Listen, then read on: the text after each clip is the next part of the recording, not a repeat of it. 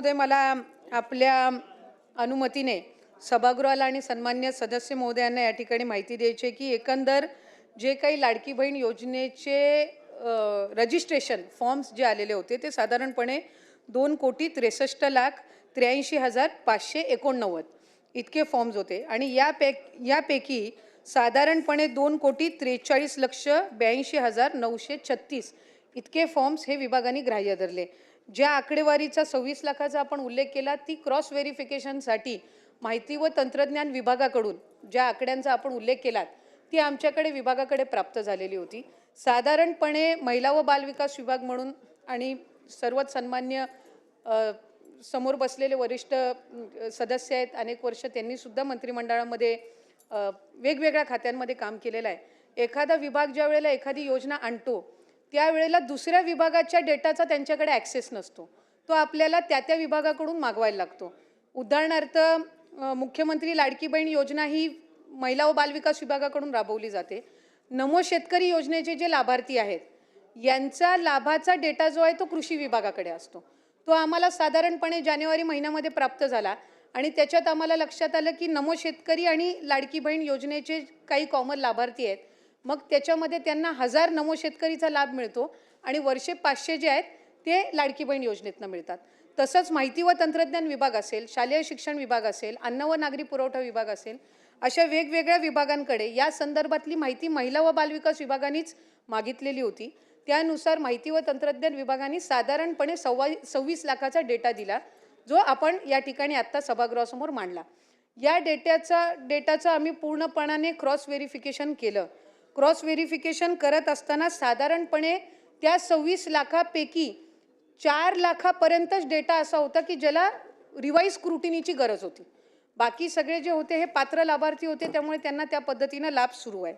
आता आपण जे काही शासकीय ह्यांच्या संदर्भामध्ये आपण विचारलं 8000 जे आपण बोगस विचारले तर ते 8000 बोगस नसून ते 8000 शासकीय कर्मचारी म्हणजे प्राथमिक आरोग्य केंद्रांमध्ये किंवा वेगवेगळ्या शासकीय ज्या काही आपल्या नोकरी असतात त्याच्यामध्ये काम करणारे आणि नियमानुसार ते तशा पद्धतीने लाभ घेऊ शकत नाहीत।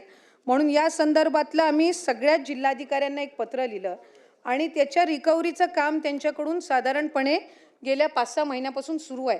म्हणजे मी इथे सांगलीचं सुद्धा आपल्याला उदाहरण देऊ इच्छिते की सांगलीमधले सुद्धा प्राथमिक आरोग्य केंद्रामधले किंवा इतर शासकीय याच्यामध्ये काम करणारे जे आहेत त्यांची सुद्धा रिकव्हरीची जी काही प्रक्रिया आहे ती त्या ठिकाणी 10,500 असतील, कोणाचे 4,500 असतील, म्हणजे ज्या महिन्याला त्यांना वितरित झाले त्यानुसार आहे आणि ही प्रक्रिया साधारणपणे 2 महिन्याच्या कालावधीमध्ये सगळ्या जिल्ह्यांची पूर्ण होईल। आता 12,000 जे आपण पुरुषांचं म्हटलं तो खरं तर आकडा साधारणपणे 12 ते 14,000 मध्ये येतो। ज्या वेळेला ही योजना सुरू केली त्यावेळेला निदर्शनास आलं की अनेक अशा महिला आहेत ज्यांचं स्वतःचं वैयक्तिक बँक खातं नाहीये, त्यांचा आधार कार्डला त्यांच्या घरातला जो पुरुष असेल, मग वडील असेल, भाऊ असेल किंवा पती असतील यांच्या अकाउंटवर ते शासकीय योजनांच्या वेगवेगळ्या लाभ घेतात। म्हणजे लाडकी बहीणच नाही पण ह्या व्यतिरिक्त सुद्धा बहुतांशी योजनांचा लाभ हे त्यांच्या घरातले जे पुरुष आहेत त्यांच्या खात्यावरती घेतात। त्यांचं स्वतःचं स्वतंत्र खातं नसल्यामुळे त्यांच्या आधार कार्डला सुद्धा अनेक पुरुषांचे म्हणजे घरातल्याच पुरुषांचे अकाउंट हे त्यांनी लाभासाठी दिलेले होते।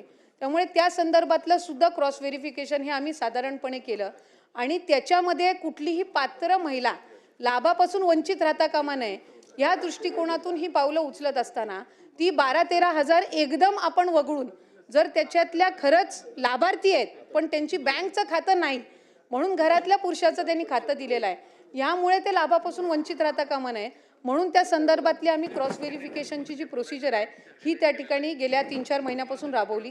त्याच्यात बऱ्यापैकी अशाही केसेस आम्हाला आढळल्या की त्या खरंच बेनिफिशरी आहेत पण त्यांची अकाउंट त्यावेळेला नसल्यामुळे त्यांच्या घरातल्या यांचे त्यांनी त्या पद्धतीनं दिलेले आहेत। त्यामुळे अशा पद्धतीनं प्रक्रिया करत असताना ई-KYC जे आपण सुरू केलं याला साधारणपणे आम्हाला 8 ते 9 महिन्याचा कालावधी ती ई-KYC प्रक्रिया ज्याच्यात 13 बाबी पूर्ण कराव्या लागतात मग ती प्रक्रिया आपल्याला सुरू करता येत असते, तर ती आम्ही सुरू केली आणि ई-KYC झाल्यानंतर याच्यामध्ये आणखीन जो सुरळीतपणा आहे या सगळ्या संबंध लाभार्थ्यांच्या संख्येमध्ये तो आपल्याला पाहायला मिळतो। सन्माननीय सदस्य जयंत पाटील साहेब।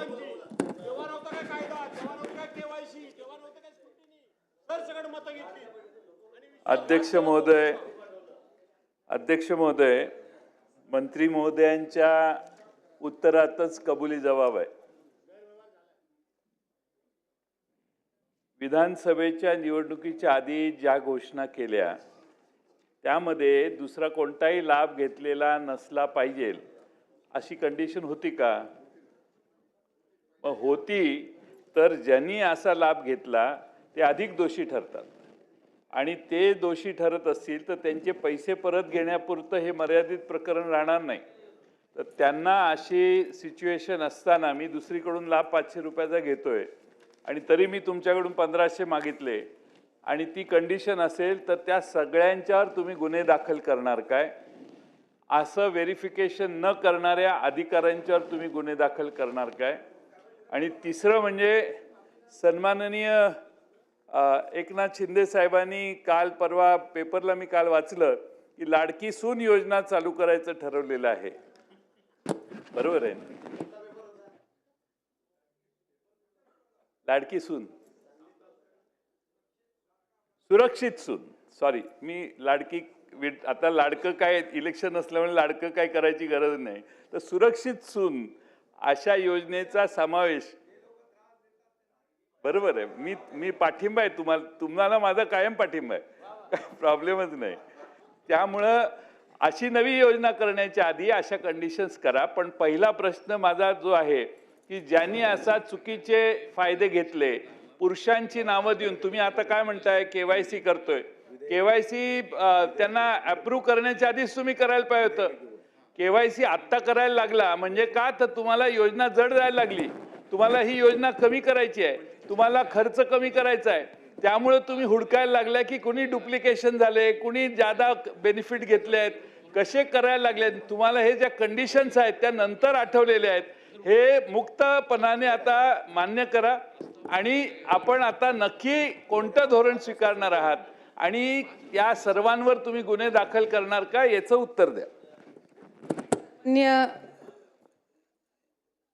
जयंत पाटील साहेबांनी या ठिकाणी ज्या बाबींचा म्हणजे उल्लेख या ठिकाणी केला, मी सर्वात पहिला जो लाडकी बहीण योजनेचा शासन निर्णय काढला त्यामध्येच या सगळ्या बाबी समाविष्ट केलेल्या होत्या.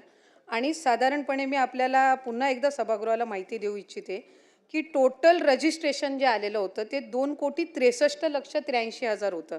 त्यापैकी 2,43,42,936 म्हणजे जवळपास 20-22 लाख जे रजिस्ट्रेशन फॉर्म्स होते हे त्यावेळेला सुद्धा त्याचं रेक्टिफिकेशन झालेलं होतं. नाहीतर पहिल्याच ह्याला 2,63,00,000च लाभार्थी असते, ते 2,43,00,000 होते, म्हणजे 2.43 होते. म्हणजे व्हेरिफिकेशनची प्रोसिजर ही सुरू असताना साधारणपणे ऑक्टोबर, नोव्हेंबर, डिसेंबरच्या कालावधीमध्ये, आचारसंहितेच्या कालावधीमध्ये पूर्ण स्क्रुटिनीची जी प्रोसिजर आहे ही त्या ठिकाणी स्थगित होती. आणि त्याच्यानंतर जानेवारी महिन्यामध्ये ज्या वेळेला सगळ्या विभागांना आम्ही त्या संदर्भातलं, खरं तर ऑक्टोबर महिन्यामध्येच त्या संदर्भातलं सगळ्या विभागांना पत्र आम्ही क्रॉस व्हेरिफिकेशन डेटासाठी दिलं होतं, कारण इतर विभागांचा डेटा हा आपण ॲक्सेस करू शकत नसतो एखादं डिपार्टमेंट. तर त्या ह्याच्यामध्ये जानेवारीमध्ये जशी त्यांच्याकडनं हा सगळा डेटा प्राप्त होत गेला त्या पद्धतीने याच्यामध्ये सुधारणाही केली गेली. आणि दुसरी महत्त्वाची गोष्ट म्हणजे जी ई-केवायसीची प्रक्रिया आहे, साधारणपणे ई-केवायसीची प्रक्रिया डायरेक्ट DBT योजना ज्या वेगवेगळ्या खात्याकडून राबवल्या जातात ह्या सगळ्यामध्येच ई-केवायसीचं धोरण हे घेतलं जात असतं. पण ते घेत असताना काही 13-14 बाबींची त्याच्यामध्ये पूर्तता, कॉम्प्लायन्स करावे लागत असतात. त्या दृष्टिकोनातून हा 7-8 महिन्याचा कालावधी जरी लागला तरी ज्या विभागाकडून आम्हाला जानेवारी महिन्यापासून डेटा मिळाला त्या पद्धतीनं त्याचं क्रॉस व्हेरिफिकेशनची सुरुवात केली. आजही ई-केवायसी प्रक्रिया करत असताना 31 डिसेंबरपर्यंत त्याची शेवटची मुदत आहे, पण साधारणपणे 1.25 कोटीपेक्षा अधिक महिलांची ई-केवायसी झालेली आहे. म्हणजे पुढच्या 15-20 दिवसाच्या कालावधीमध्ये पण जी लाभार्थ्यांची संख्या आहे त्यांना ई-केवायसी करण्याच्या संदर्भामध्ये निवडणुकीचा विषयच नाही. खरं तर सन्मान्य सदस्यांनी सुरुवातीलाच उल्लेख केला की लाडकी बहीण योजनेला विरोध नाहीये. हा लाभ जो आहे हा माता भगिनींनाच मिळालेला आहे. काही ठिकाणी पहिल्यांदा लाडकी बहीण सारखी योजना ही महायुतीच्या सरकारने आणली. ती चांगल्या पद्धतीनं त्याचा लाभ हा पोचावा या दृष्टिकोनातून आम्ही काम करत आहोत. आणि मला सन्मान्य सदस्य महोदयांना सुद्धा, भास्करराव जाधव साहेब असतील आणि इतर सगळ्यांना सुद्धा सांगायचं आहे की या योजनेला 1 वर्षापेक्षा कमी कालावधी झालेला आहे आणि सर्वात जास्त लाभार्थी असणारी ही योजना, त्याच्यामुळे वर्षभराच्या कालावधीमध्ये याच्यामध्ये काही त्रुटी, सुधारणा ह्या सगळ्या बाबींवर आम्ही लक्ष केंद्रित करत आहोत. धन्यवाद. सन्मान्य सदस्य जयंत पाटील साहेब बोला.